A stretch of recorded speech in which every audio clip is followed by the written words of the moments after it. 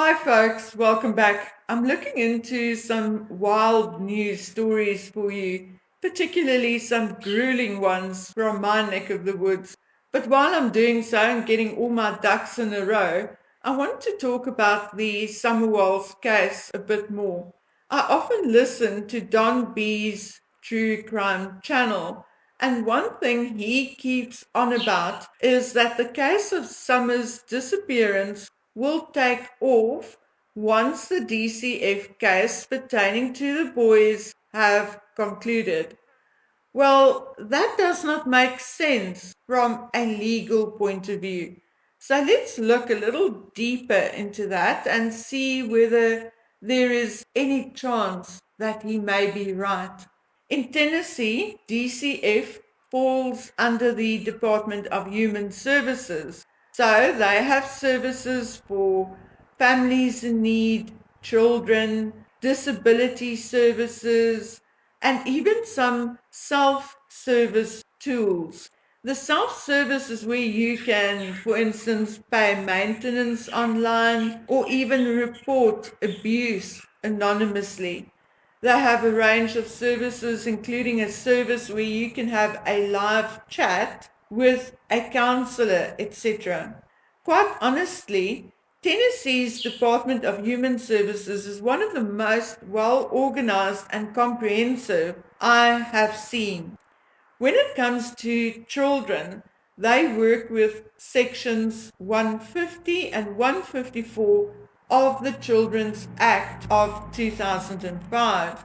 So children in need of care and protection will be evaluated accordingly. In simple terms, the Act states clearly that a child is in need of care and protection if the child, 1, has been abandoned or orphaned and is without any visible means of support. 2, displays behavior which cannot be controlled by the parent or caregiver. 3, lives or works on the streets on their own or as part of a group. 4, is addicted to a dependence producing substance without any support to obtain treatment. 5, has been exploited or lives in circumstances that exposes the child to exploitation. 6, lives in or is exposed to circumstances which may seriously harm that child's physical, mental, and social well-being. 7, is in a state of physical and mental neglect. 8, is being maltreated, abused, and deliberately neglected. And 9, is a victim of child labor. So it has come out that child services were indeed called to the Wells property because of a BB gun incident before Summer went missing. So the one story running is that that was the catalyst of what happened to Summer.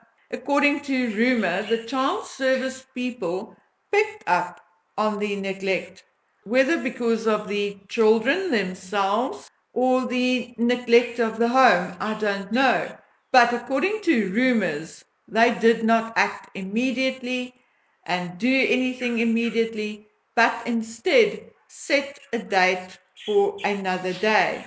However, the questions now raised are, firstly, who called child services in the first place? Secondly, was the returning visit the reason why Summer disappeared the very next day? Now, both Don and Candace had children removed from them before.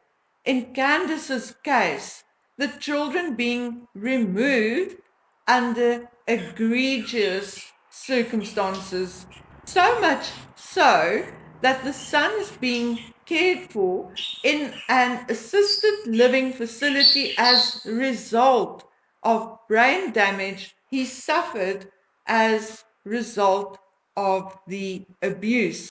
Now, looking at the charges of the father, Don Wells, They mostly relate to charges for drugs and burglaries and parole violations in the late 90s and early 2000s. Candace's case was, however, a domestic abuse charge in the state of Wisconsin. Okay, but did this domestic abuse relate to her son or her husband or both? Regardless of that, there are other factors we should keep in mind. Candace had her parental rights revoked, so whatever happened to her eldest two children was serious enough to actually do that. It also means that the court did not anticipate that Candace can be rehabilitated. However, she got divorced from her first husband, met Don Wells, and went on to have 4 more children with him, 3 boys and a girl.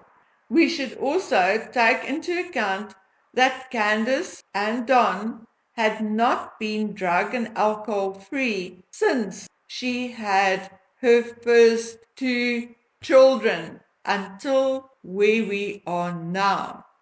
All of this paints a very nasty picture with all kinds of variables and options. So, what can the possibilities be for Summer's disappearance? Did they indeed hide her with someone knowing that child services will be back and then will likely take the children? Or did Candace get angry at Summer and blamed her for their trouble with child services? I'm asking this because I heard someone say the boys weren't too bad off because they were in school already, so they had to remain clean, at least when they attended school. Or the other alternative, was Candace's drinking and drugging to blame? Did Summer come to harm because Candace was high or drunk and did not know what she was doing? Hunter and Ali indeed said that she sounded drunk that very same night when she called to tell them that Summer had disappeared. Or the other alternative, did she or her and Don sell the little girl for drug money? I have personally never heard of a drug cartel willing to take a small child in exchange for drugs, but who knows? Anyway, to get back to Don B and his narrative, the boys are already in the state's custody, likely in a foster home or in a facility. So effectively, they are already out of harm's way. The other issue is that the boys' case so far is a family court matter and is so far not a felony or criminal case or being charged as one. Summer's case is, however, a criminal case. And unless there are criminal cases forthcoming out of the boys' case, then it is safe to say that the cases will be heard in different courtrooms by different judges, and never the two shall meet. The detective's narrative that the two cases bleed into one another thus does not hold water unless one of the boys were involved in whatever happened to Summer. Now that brings us to the next question. Is Summer dead or alive? If it is the case that they hid her with someone or even sold her to someone, then there is the possibility that she could still be alive. But if she is deceased, then where is she? Where is her body? We know that law enforcement and TBI searched within a 4-mile radius, but found nothing. We know ECU searched, as did a private investigator and his team. But as is the case with Monkey Vaughan, it now appears as if he disappeared, then was killed, and his body buried, but that the perpetrators at some point removed and moved his small body elsewhere. Now, could that be the case with Summer Wells? The Wells parents regularly have outbursts on social media blaming everything and everybody for their boys being removed and Summer having disappeared. They seem completely unable to take any responsibility for their own part in the whole scenario.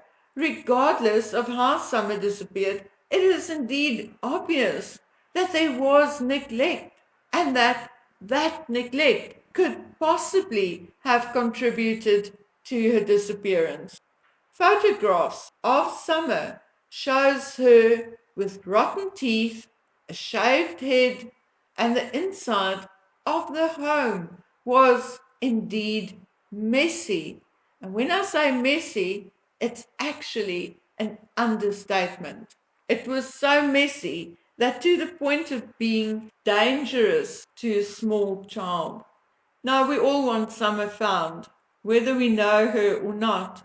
Firstly, because she is a young child, but also because learning what happened to Summer could and would be very educational. Law enforcement and child services will learn from yet another mysterious scenario what to be on the lookout for, and perhaps one day apply that knowledge to save another child's life. Okay, guys and girls, when I come on here next time, it will be a completely different subject.